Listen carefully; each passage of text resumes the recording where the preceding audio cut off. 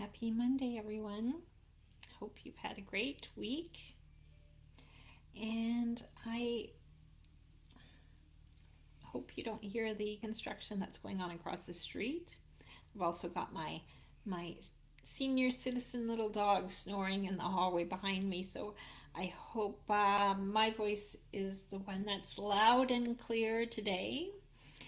I want to talk to you about something that's really important, the highs and lows that an artist must go through on a daily basis, almost daily basis, maybe not. Some are some mediocre days, mediocre days. But the majority of an artist's life is about riding the roller coaster of the highs and the lows.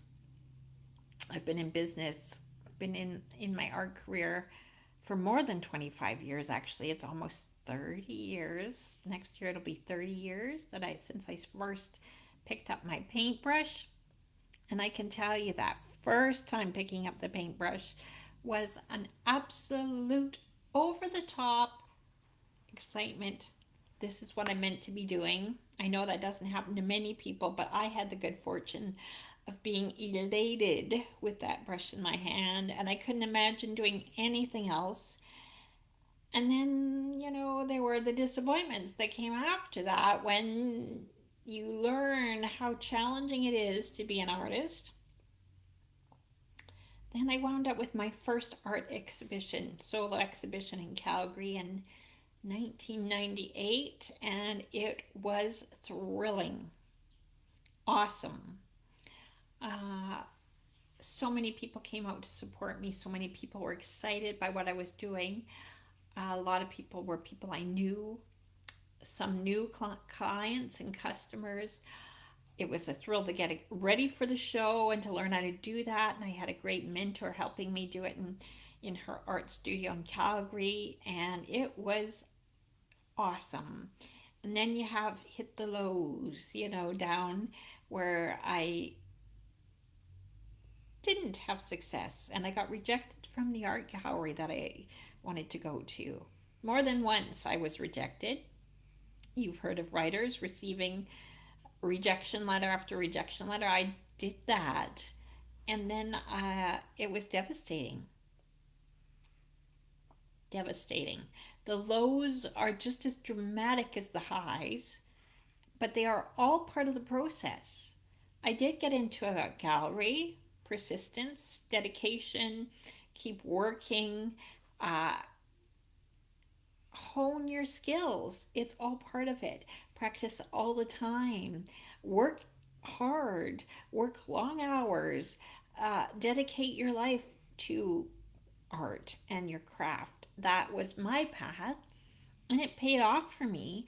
And I did get into galleries, and I did have much more success. And then, strange things like COVID hits. You're in a pandemic. I was doing super well with my teaching, and then boom, all of a sudden, my students couldn't come to my studio gallery.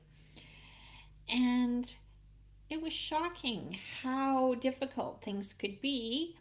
But then I wound up Zooming with my students, and we picked up where we left off, and it was really a learning experience. So even when I've been in business and in the art career for a long time, it still is a challenge at times. And new things are always challenging. I also then began my work at Mastria's art community, and I was so happy to have been chosen to be one of their mentors. Then guess what happened? Nobody signed up for my mentorship class. And I was devastated. You have no idea how upset I was because I really feel like I'm a good art mentor. And then when nobody wanted that, it was so sad and I cried.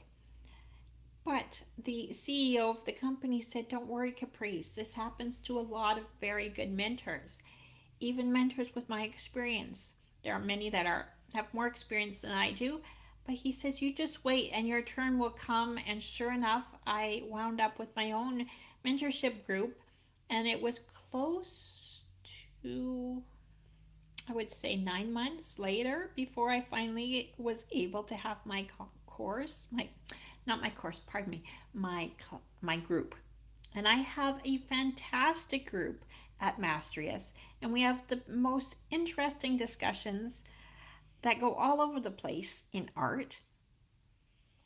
And there is still room for people to join in my group if you are so inclined to hear more about what I have to say on art topics and career and painting and all of that sort of thing. Please do check out the Mastrius group that I am mentoring, because we have a few spots left.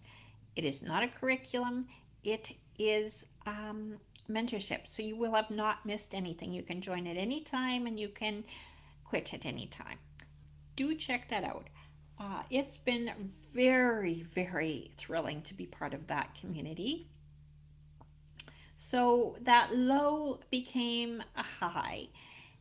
And I think that is going to be the way it is for my whole career. I don't know of any artist that has consistent highs. I recently took part in the Square Foot show, and I really had no expectations because there were 60 fantastic painters involved. Some were emerging artists and some were established artists, and I don't know, I've never really participated in anything like that with that many other people, so I really didn't know what to expect. So I set my bar low, and sure enough, I wound up selling all 3 of my paintings, and it came as such a surprise because I had been not expecting to sell at all. And people are always surprised when I say that, but yeah, you just never know. I've put things in other exhibitions that have been different from this and been disappointed. So I'm kind of figuring out my way as to what will work and what won't. Sometimes it has to do with the economy. Sometimes it has to just do with the stars aligning. You just never know when things are going to work and when they won't. And sometimes you could say it's this, it's that, it's the work, it's me. But a lot of times it's just, there is no real explanation. Because sometimes, even when you're in the height of a recession, you can sell a lot of art. Art is a different medium altogether, it's a different business, and you can't rely on trends. Sometimes, when the economy is really good, I don't sell well at all. And people have a lot of disposable income to spend on things like art, and it doesn't necessarily pan out that way. So there is no rhyme or reason to it, but when it's good, just enjoy it. And when it's not good, just ride it through. Because even those disappointments, and even when the art shows don't go the way you hope that they will, even when the painting itself, if you hope it's going to be a success and it totally has to go into the trash, every one of those strokes and every one of those experiences is building up your education. It's building up your skin as an artist. You've got to have a thick skin. No, I take that back, because you need to be sensitive. You need to feel it. So thick skins don't necessarily apply here. I take that back.